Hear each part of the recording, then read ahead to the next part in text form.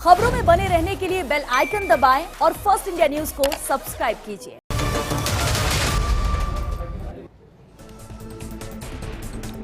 नमस्कार, मैं हूं श्वेता मिश्रा अवस्थी और आप देख रहे हैं big fight live. Draupadi Murmu की राष्ट्रपति चुनाव में बड़ी जीत हो गई है। 3 चरण की मतगणना में अब तक 3,219 वोटों की गिनती हो गई है, यानी कि 8,38,839 वोट वैल्यू की गणना पूरी हो गई है, जिसमें से द्रौपदी मुर्मू को अब तक 2,161 वोट मिले हैं, जबकि वोट वैल्यू 5,77,777 है। जबकि यशवंत सिन्हा को मिले हैं 1,058 वोट और इसकी वैल्यू है 2,61,062। आपको बता दें कि जीत के लिए आंकड़ा करीब 5,43,000 वोट वैल्यू का है, जिससे द्रौपदी मुर्मू काफी आगे निकल चुकी है। तो अब देश के सर्वोच्च स्थान पर पहली आदिवासी और प्रतिभा पाटिल के बाद दूसरी महिला विराजित हो जाएंगी। लेकिन इस जीत के बाद आगे की तस्वीर कैसी होगी? क्या आगामी विधानसभा चुनाव और 2024 के लोकसभा चुनाव में इसका कोई असर होगा? आज बात इसी खास मुद्दे पर।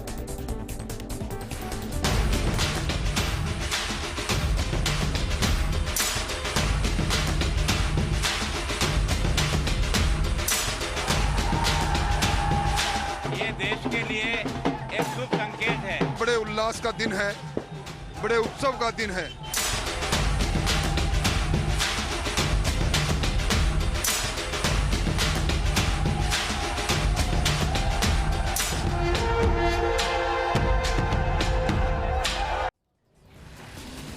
और चलो इस खास मुद्दे पर चर्चा के लिए बेहद खास मेहमान हमारे साथ जुड़ चुके हैं। हमारे साथ हैं बीजेपी विधायक वासुदेव देवनानी जी, कांग्रेस प्रवक्ता स्वर्णिम चतुर्वेदी जी हैं, आप नेता अमित शर्मा जी और साथ ही राजनीतिक विश्लेषक महेश शर्मा जी भी चर्चा में शामिल हुए हैं। बहुत स्वागत है आप सभी का बिग फाइट लाइव में। स्वर्णिम जी, आपसे ही शुरुआत करते हैं।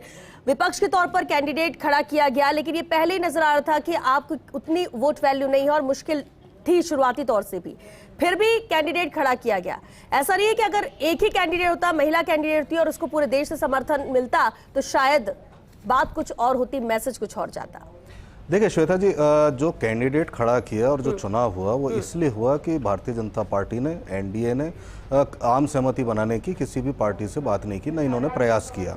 ये बात बार बार कही गई कि आप अगर कैंडिडेट बनाते हैं और एक सहमति बनाना चाहते हैं तो आप उसको बात करनी पड़ेगी। आपने डिक्लेयर कर दिया चुनाव लड़ा रहे हैं, तो अब जब दो विचारधाराओं की लड़ाई है तो उसमें फिर चुनाव तो होगा। तो यही बात थी। यानी अगर बातचीत की गई होती और चर्चा होती विपक्ष के भी नेताओं से तो शायद एक मत पर, एक कैंडिडेट पर सभी सहमत हो सकते थे। ऐसा अनेक दफे हुआ है, चर्चा होती है, बातचीत करते हैं तो निश्चित रूप से सहमति बनती भी है। और अगर जो आपने देखा पहले के भी राष्ट्रपति चुनाव हुए, चाहे कांग्रेस शासन रहा हो, भारतीय जनता पार्टी का शासन रहा हो, तो अनेक राष्ट्रपति चुनाव ऐसे हुए हैं जिनमें सहमति बनी, लेकिन भारतीय जनता पार्टी ने सहमति बनाने का कोई प्रयास नहीं किया। उसके कई कारण हैं। इनका एक राजनीतिक उद्देश्य था, इनको कहीं ना कहीं जो है एक सिंबॉलिक रिप्रेजेंटेशन देना था कि हम चुनाव हम लड़ा रहे हैं। तो चुनाव लड़ा करके जिस तरह से इन्होंने राजनीतिक बातें की वो इनको माइलेज लेना था, इसलिए इन्होंने चुनाव लड़ाया। आम सहमति की जरूरत ही नहीं समझी, क्योंकि अगर आम सहमति बनती तो निश्चित रूप से कई तरह की बातें होती, जैसे वनवासी कल्याण अधिनियम है, इन सब चीज़ों को लेकर के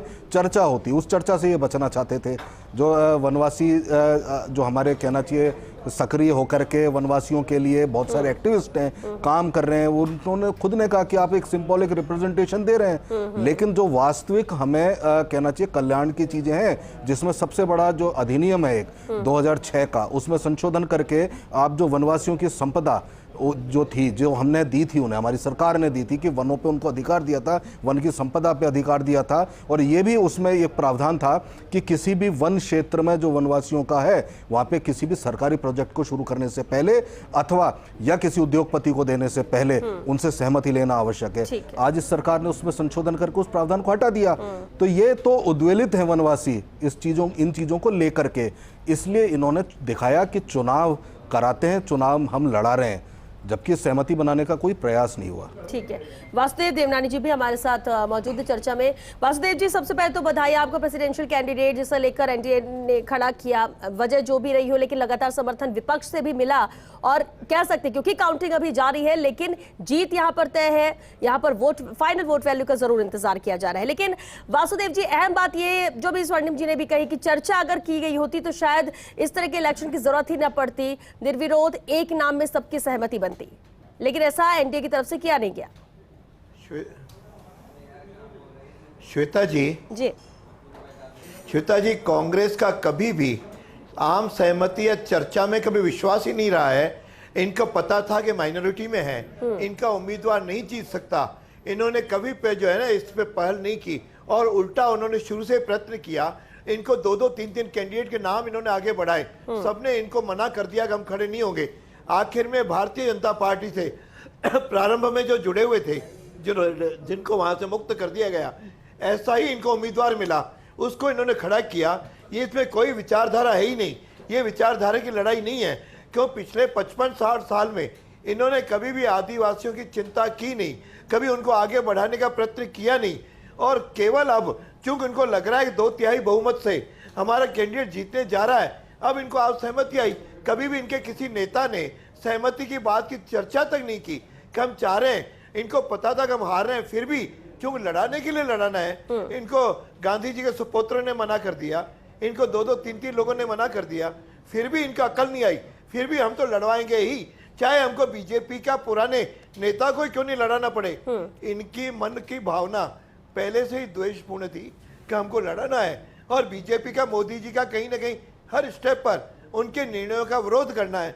उस नाते श्वेता जी ने इन्होंने खड़ा किया। और यशवंत जी के बारे में ये भी जानता है, यशवंत जी की विचारधारा क्या है। यशवंत जी की पुरानी विचारधारा उठा के देख लो, कौन सी विचारधारा की लड़ाई है।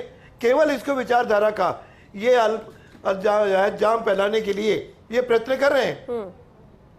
ठीक है, कौन सी विचारधारा है? अच्छा स्पष्ट करें, यशवंत सिन्हा की कौन सी कांग्रेस की विचारधारा है?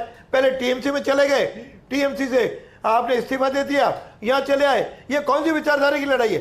केवल उस कालमी जामा विचारधारा का कह के अपनी जेब पिटा रहे हैं कि हम हार गए। अरे हार गए, स्वीकार करो।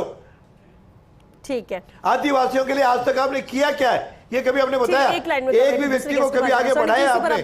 कभी राज्यपाल नियुक्त किया? कभी कोई? हमने तो कि माइनॉरिटी में होकर के भारतीय जनता पार्टी अगर राज्यसभा के प्रत्याशी उतार दे तो इनको कोई दिक्कत नहीं है, तभी आम सहमति के लिए सामने नहीं आएंगे बात करने के लिए। प्रत्याशी आपने डिक्लेयर किया, आम सहमति आपको बनानी थी। और सबसे बड़ी बात यह है कि जब आपने आम सहमति बनाई ना, और जो वनवासियों के कल्याण की जो बात कर रहे हैं इतनी बड़ी बड़ी, तो अगर आज इतनी सी बात बता दें, क्या यशवंत सिन्हा जी की विचारधारा जिसमें वो मोदी जी की नीतियों का बार बार विरोध करते हैं, क्या वो इनकी विचारधारा एक है? आज बता दें। ये कह रहे हैं ना भारतीय जनता पार्टी की और हमारी विचारधारा एक है, तो बता दें क्या यशवंत सिन्हा जी जो मोदी जी का विरोध कर रहे हैं उससे ये सहमत है या नहीं? मंत्री से मुक्त किया, चलिए ठीक है, लेकिन सहमत हो या नहीं? विचारधारा मिली हो, अलग अलग हो, साथ हो, निर्विरोध चुनाव होता, या फिर अब जिस तरह से कंपटीशन हो रहा है, जीत तो यहाँ पर तय है द्रौपदी मुर्मू की। अमित शर्मा जी, बेहद अहम है, लेकिन सबसे अहम बात है कि विपक्ष जहां एक साथ एकजुट होने की बात कर रहा था वो भी नजर नहीं आया। 17 सांसद ऐसे हैं जिन्होंने क्रॉस वोटिंग की। सर्वप्रथम तो मैं द्रौपदी मुर्मू जी को और पूरे देश को बधाई देना चाहूँगा। ये हमारे देश के लिए गौरवशाली पल है। अब बात करते हैं कि जिस तरह से विचारधारा की बात की जा रही है, और देवनानी जी जो ये कह रहे हैं कि विचारधारा की लड़ाई नहीं है, इस तरह की बात जो कर रहे हैं, और मेरे भाई कांग्रेस के प्रवक्ता ने भी एक बात कही कि आदिवासियों की स्थिति क्या है और किस तरह से क्या किया गया, कांग्रेस ने आदिवासियों के लिए क्या किया और बीजेपी ने आदिवासियों के लिए क्या किया। मैं इस पर गौर करवाना चाहूँगा आपका कि द्रौपदी मुर्मू जी, एक तरफ तो हम लोग जश्न मना रहे हैं, और जश्न मनाने की बात भी है, अच्छी बात है, एक महिला, आदिवासी महिला हमारे देश की प्रेसिडेंट बनी है, लेकिन ये दिख रहा है जो असल में है उसमें एक बहुत बड़ा डिफरेंस है। सभी दर्शकों को भी ये जानना चाहिए कि द्रौपदी मुर्मू जी मयूरभंज से आती हैं, और मयूरभंज के अंदर आज की तारीख में, पहले तो देवनानी जी से पूछिए कि इनका एमपी कौन है, इनको पता भी है कि वहाँ का एमपी कौन है मयूरभंज का, पूछिए आप इनसे एक बार। और शायद इनको ये पता भी नहीं होगा कि वहाँ का एमपी कौन है। वहाँ का एमपी भारतीय जनता पार्टी का है। भारतीय जनता पार्टी का एमपी होने के बावजूद, इनकी 2014 से सरकार होने के बावजूद, उड़ीसा के अंदर इनको 8, पहली बार इतनी जनता ने वहाँ इतना बड़ा समर्थन दिया, इनके 8 एमपी जीत के आए। उसके बावजूद ये जितना बड़ा ढिंढोरा पीट रहे हैं, वहाँ पर द्रौपदी मुर्मू जी के गांव में बिजली तक नहीं है। आम आदमी पार्टी हमेशा जनता की बात करती आई है, आम लोगों की बात करती आई है, आम आदमी की बात करती आई है। आप ये किस तरह का जश्न मना रहे हैं? जिस देश की राष्ट्रपति जो आज चुनी गई है, 10 वर्षों तक जहां कांग्रेस की सत्ता रही, बीजेपी की सत्ता रही, ये हमारे लिए एक बहुत शर्मनाक पल है। ऐसे तो बहुत सारी आप ये जगह है। सोचिए कि ऐसे ये तो बहुत क्या सारी किया जगह उन्होंने है जहाँ अभी बीजेपी, विकास किस की चीज का बात जश्न की मना जाती रही है, है? लेकिन ये- विकास की एक लॉ तक नहीं ये- चल पाई है। ये- लेकिन अहम अरे अहम आम ये आदमी सोचना पार्टी चाहिए। है कहाँ? केवल एक दिल्ली और पंजाब के वोट वासुदेव जी, कितने हैं? देवनानी जी, ये अपने लिए ये आपके अच्छी चीज वोट नहीं ही है। कहीं नहीं है। आपकी पंजाब में सुपड़ा अरे साफ कर दिया, आपके कोई दिल्ली में वोट भी कुर्सी है पे क्या? बैठने वाले लोग कोई नहीं है। पार्टी है क्या? चलिए, केवल ठीक है। दिल्ली में आ गए और पंजाब में आ आपके गए। आपके पास बैठने वाले लोग नहीं है। जो मैं पूछ रहा हूँ उसका जवाब है आपके पास। भी वोट वैल्यू है, फिर वो अरे विधायक आप हो या कुछ भी, किसी भी आपकी पार्टी से। जमानतें सब तो हो रही ठीक है, है। वासुदेव गोवा जी। में दिल्ली में जमानत बैठने वाला आदमी नहीं है आपके पास। भाई, जमानतें आपकी जब्त हुई है। आप देश भर में आपको होगा। आपको सोचना चाहिए किस अरे आप किस मुंह से बात कर रहे हैं देवनानी जी? आप आपके किस मुंह से बात कर रहे हैं आप? ये आपका महाराष्ट्र में बैठने वाला है इतना क्या? बड़ा तथ्य बताने के बावजूद भी महाराष्ट्र में बैठने वाला है क्या? आपको इस तथ्य को बताने के बाद शर्मिंदगी महसूस होनी चाहिए कि आज भी भारतीय जनता अरे पार्टी के आपको इतने तथ्य एमपी बता होने रहा के हूं। बाद देश दुनिया भर में में बिजली कितने राज्य हैं? एक तरफ आम आदमी पार्टी मुफ्त में बिजली दे रही है आम जनता को, अरे और देश आप में- वहां पर बिजली नहीं दे रहे। आदिवासी लोग क्या मनुष्य नहीं है? उनका अधिकार नहीं है? चलिए, अरे अभी मौलिक ठीक है, अधिकार नहीं है उनका? उन्हीं के विकास की बात हो रही है। सारे गांव उन्हीं में के बिजली विकास पहुंची की है। बात हो रही है। शर्मिंदगी होनी आपको चाहिए। आजादी के पद पे एक मोदी जी ने आदिवासी महिला पूरे बैठेगी तो 18,000 आदिवासी के उत्थानों की कांग्रेस उम्मीदें भी का बढ़ जाती है। ठीक है, वासुदेव जी वापस आपके पास लौटेंगे। महेश शर्मा जी, बेहद अहम जीत है। देखिए, कैंडिडेट चुनने से लेकर स्ट्रैटेजी होती है हर पार्टी की, किसे खड़ा किया जाए इस पद के लिए, किस तरह से विपक्ष के भी कई लोग हैं जो समर्थन के लिए आए, और यही वजह है कि एक तरफा जीत यहाँ पर द्रौपदी मुर्मू की हुई। लेकिन इस जीत के बाद क्या बदलाव होगा, क्या नजर आता है आपको? देखिए, ये जो तस्वीर क्या बदलेगी? हाँ, एक दो चीजें हैं इसमें साथ जी। कि एक तो ये महिला हैं और दूसरी ये आदिवासी हैं।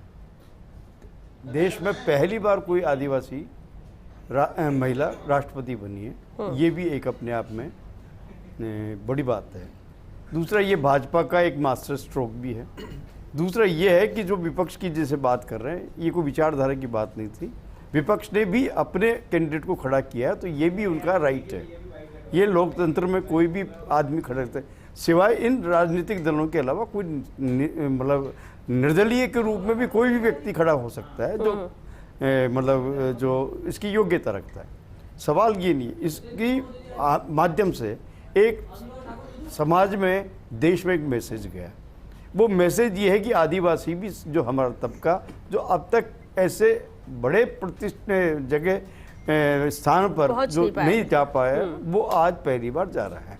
ये एक मैसेज देने का है। इसे भाजपा का ये कह सकते हैं कि ये मास्टर स्ट्रोक था, इसमें कोई दो राय नहीं। अब आता है सवाल कि इनके माध्यम से अब ये अगर बनी है तो क्या, अब चुनौती ये है कि क्या भाजपा या वहाँ की जो सरकारें जितनी भी हैं वो आदिवासी क्षेत्र के कल्याण या उनके आदिवासियों के उत्थान के लिए क्या क्या अब नए फैसला लेगी या उनको करना चाहिए। ये चाहे कोई से भी सरकार हो, चाहे अब तक के जो 75 साल जो हम अमृत महोत्सव मना रहे हैं, उन जो समारोह में रहे, तो आदिवासी अगर उनको बिजली नहीं मिली है तो ये 70 साल की भी विफलता है, हमारी 75 साल की विफलता है। हाँ, विफलता है, लेकिन इसको स्वीकार करना चाहिए। और हमें यह है कि पूरे समावेशी, सबका विकास, सबका अगर जो जिसको लेकर के वोट मतलब चुनाव जीत के और प्रधानमंत्री बने या जो भी सत्ता दल जो केंद्र में विराजित है, उनको अब ये देखने की आवश्यकता है कि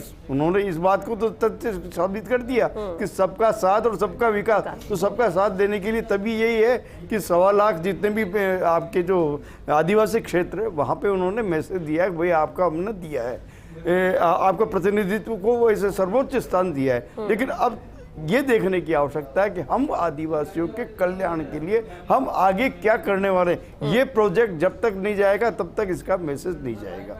लेकिन हाँ, ये है कि 2023 में जो होने वाले चुनाव हैं या 22 के जो चुनाव होने वाले विधानसभा और 2024 का भी लक्ष्य साधने की कोशिश इसमें छिपी हुई है, इसमें कोई दो राय नहीं। स्वर्णिम जी, और इस लिहाज से अगर देखा जाए तो देखिए 2022 के में भी कुछ राज्य जहाँ चुनाव होने हैं, 23 अहम है, राजस्थान में भी चुनाव होना, और 24 तो सबसे अहम है जहां पर लोकसभा का चुनाव होना है। एक बड़ा इम्पैक्ट इसका पड़ेगा क्योंकि बहुत सारे ऐसी सीट्स हैं, और कई ऐसे अहम राज्य हैं जहां पर आदिवासियों का सीधा इम्पैक्ट है, और आदिवासी महिला का राष्ट्रपति बनना भी कहीं ना कहीं फेवर में जाता है। ऐसे में क्या कांग्रेस या विपक्षी जो पार्टियां हैं उनके लिए थोड़ी मुश्किल होगी? देखिए बिल्कुल मुश्किल नहीं है। आप सबसे बड़ी अहम चीज़ जो है आप ये देखिए कि जब इनको कैंडिडेट डिक्लेयर किया उससे पहले से गुजरात में आदिवासी आंदोलन कर रहे हैं, उड़ीसा में आदिवासी आंदोलन कर रहे हैं, छत्तीसगढ़ में आदिवासी आंदोलन कर रहे हैं, किस चीज़ के खिलाफ। और सबसे बड़ी चीज़ ये देखनी होगी जो आदिवासी के लिए जो वन कल्याण अधिनियम 2006 में कांग्रेस पार्टी लाई थी, जिसके तहत उनको वन क्षेत्र में उनकी जो उपज है या वन क्षेत्र में उनको अधिकार दिए गए थे, उसको डाइल्यूट करने वाला जो संशोधन नया ये कानून लाए हैं जिसमें बिना उनकी सहमति के उनके वन क्षेत्र को किसी भी पूंजीपति को दिया जा सकता है। अब ये नियम बने 28 जून को, इस चुनाव के दौरान ये बनाए गए। अब देखना ही होगा कि ये नियम वापस होंगे या द्रौपदी मुर्मू जी वापस करेंगी या ये नियम लागू होंगे। और सबसे बड़ी बात यह, अगर राजस्थान के परिप्रेक्ष्य में देखें तो राजस्थान में तो हमने देखा था द्रौपदी मुर्मू जी आई थी यहाँ पे अपने चुनाव प्रचार में, उनके स्वागत के लिए कई कार्यक्रम भी भारतीय जनता पार्टी ने किए थे। और उन कार्यक्रमों में क्या हुआ, वहाँ पे किसका सम्मान हुआ और किसका अपमान हुआ ये हम सब ने देखा। जो आदिवासी नेता थे राजस्थान के, दूर सुदूर से आए थे, वो सब अपमानित होकर के गए थे। तो ये सब चीज़ें जनता देखती है, जनता को काम चाहिए, वो काम हमने करके दिखाया और काम किया लगातार। और भारतीय जनता पार्टी इन क्षेत्रों में लगातार इसीलिए हारती आई है कि काम नहीं करते। आप किसी को सिंबॉलिक आप मैसेज दे सकते हैं। अपमानित होकर यहाँ से गए, ये तो आप देखिए, आप बता दीजिए किरोड़ी मीणा जी का मैं नाम लेकर के बोलता हूँ। चाहेंगे इस वक्त सीधी और अहम तस्वीर हम दिखाते हैं जहां द्रौपदी मुर्मू के घर पहुंचे हैं प्रधानमंत्री नरेंद्र मोदी। ये अहम तस्वीरें हैं, पीएम पहुंचे हैं, क्योंकि जिस तरह से अब जश्न भी जारी है, जश्न की तैयारियां भी जोर शोर से जारी हैं, क्योंकि 25 तारीख को शपथ होगा, लेकिन उससे पहले भी कई अहम क्षेत्र जिसमें आदिवासी क्षेत्र शामिल है वहां पर भी जश्न मनाएगी बीजेपी, क्योंकि एक बड़ी जीत है। और न सिर्फ जीत है, और इस समाज के उत्थान के लिए जो कोशिश की गई है या कोशिश की जाएगी, अब उम्मीदें और ज्यादा बढ़ जाती हैं आदिवासियों की भी कि जिसने अब तक सिर्फ अंधेरा देखा, जिसने अब तक विकास नहीं देखा, अगर उस जगह से निकलकर कोई आदिवासी महिला राष्ट्रपति बनती है तो क्या उस समाज का उत्थान किया जाएगा, क्या उनको विकास की राह में जोड़ा जाएगा, ये बेहद अहम है। और ऐसे में ये अहम तस्वीरें जब प्रधानमंत्री नरेंद्र मोदी पहुंचे द्रौपदी मुर्मू के घर, उनके आवास पर, भारतीय जनता पार्टी के राष्ट्रीय अध्यक्ष जेपी नड्डा भी उनके साथ हैं, उन्होंने उन्हें रिसीव किया। जैसा कि कहा जा रहा था, क्योंकि जो वोट वैल्यू चाहिए जीत के लिए उससे भी काफी आगे द्रौपदी मुर्मू है, तो जीत यहां पर तय है, लेकिन फिर भी इंतजार किया जा रहा है फाइनल वोट वैल्यू का कि आखिर कितने वोट यहां पर द्रौपदी मुर्मू को मिले और कितने वोटों का डिफरेंस यहां पर रहा, उसके लिए जरूर इंतजार है। लेकिन जीत क्योंकि तय हो चुकी है, राष्ट्रपति पद के तौर पर शपथ यहां पर द्रौपदी मुर्मू लेंगी 25 तारीख को, ये भी तय। और ये फिलहाल तस्वीरें जहां उन्हें बधाई देने के लिए प्रधानमंत्री नरेंद्र मोदी उनके आवास पर पहुंचे, द्रौपदी मुर्मू को बुके बेचकर उन्हें बधाई दी इस जीत की। बेहद बड़ी जीत है और ये जीत पूरे देश की है। जब आदिवासी महिला को कैंडिडेट बनाया गया तो यही वजह रही कि पार्टी लाइन से ऊपर उठकर कई विपक्षी पार्टियों ने भी यहां पर समर्थन दिया। करीब 17 सांसद ऐसे थे जिन्होंने क्रॉस वोटिंग की और जिन्हें लगा कि इस पद के लिए द्रौपदी मुर्मू ही बेहतर है।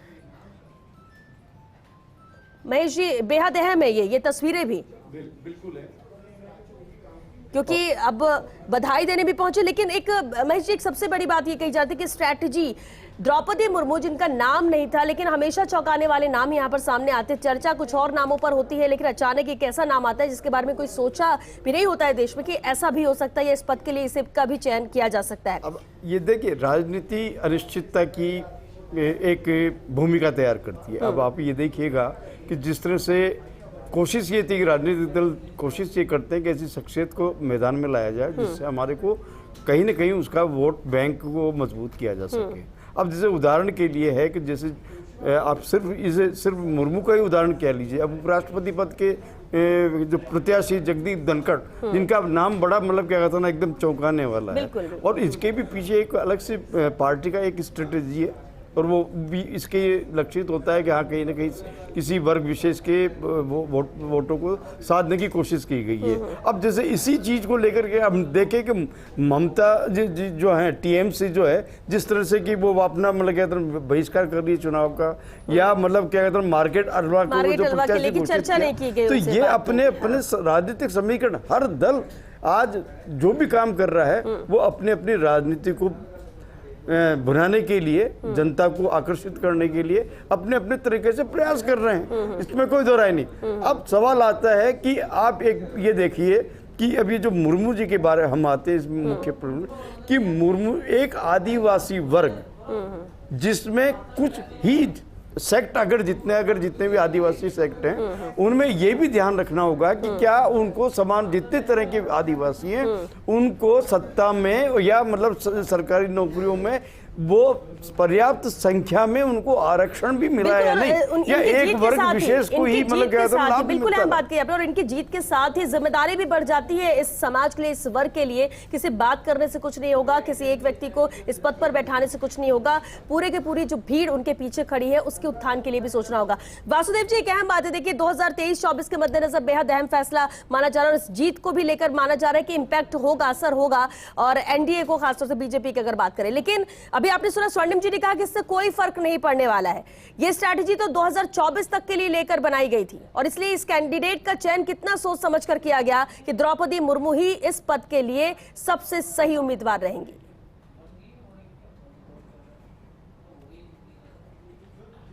श्वेता जी, आजादी के 74-75 साल के अंदर 55 साल तो कांग्रेस शासन में रही और उस समय इन्होंने किसी आदिवासियों को आगे नहीं बढ़ाया।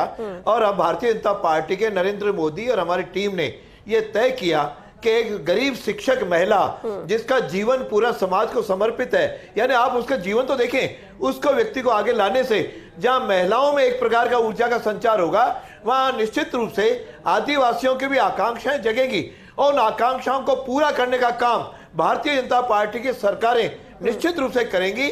हम इन आदिवासियों को पूरा सम्मान भी मिलेगा। आज जिस तरह से प्रधानमंत्री जी और उनके घर पे केंद्रीय मंत्री पहुंचे, इतना सम्मान आज तक कांग्रेस के किसी भी नेता ने अपने चुने हुए राष्ट्रपति को आज तक नहीं दिया। मैं समझता हूँ इससे ज्यादा और क्या बात हो सकती है। और आप जिस प्रकार का कह रहे हैं, ठीक है वासुदेव जी। मैं श्वेता जी ये कहना चाहूँगा कि जिस तरह से वासुदेव जी दोबारा से ये वाली बात कह रहे हैं कि ये जुमलेबाजी कब तक चलेगी। आप सोचो कि जहाँ से वो राष्ट्रपति हमारी चुनी जा रही है वहाँ बिजली नहीं है, स्कूल नहीं है, अस्पताल नहीं है, सड़कें नहीं है। मतलब ये कोई मास्टर स्ट्रोक कह रहा है कोई इसको, कोई वोटों को साधने की राजनीति राजनीति राजनीति राजनीति। असल में जनता तक, आम आदमी तक फायदा कब पहुंचेगा, कैसे पहुंचेगा? केवल वोटों को साधना, आम आदमी को मूर्ख बनाना, भोली भाली जनता को जुमलेबाजी करना, इस तरह से कैसे? लेकिन इस तरह से कैसे देख सकते हैं ना कि ऐसी जगह जहां पर ये जनता का अपमान कर रहे हो, और ये जनता का अपमान कर रहे हो। आप जो जुमलेबाजी करते हैं वो अपमान है जनता का। शुक्रिया आप सभी का इस चर्चा में शामिल होने के लिए। तो उच्च स्थान पर एक आदिवासी महिला पहुंच चुकी है, 25 तारीख को शपथ होगी, लेकिन उससे पहले प्रधानमंत्री नरेंद्र मोदी ने भी उन्हें बधाई दी। लेकिन सबसे अहम यह है कि जो स्ट्रैटेजी यहाँ पर तय की गई थी, जिस तरह से कैंडिडेट का सिलेक्शन किया गया है, उसमें जीत जरूर यहाँ पर मिली है और इस जीत का असर भविष्य में भी होगा, फिर चाहे वो 2023 में होने वाले विधानसभा चुनाव हो कई राज्यों में या फिर 2024 का अहम लोकसभा चुनाव। और उसके मद्देनजर माना जा रहा है कि अहम फैसला रहा है जिसमें कहीं ना कहीं एनडीए को बेहद अहम फायदा मिला है। तो विपक्ष को जरूर हार का सामना करना पड़ा, हालांकि अभी भी वक्त बहुत है, देखते हैं किस तरह की स्ट्रैटेजी आगे के लिए बनती है। चलिए इसी के साथ बिग फाइट लाइव में आज के लिए बस इतना ही। नमस्कार।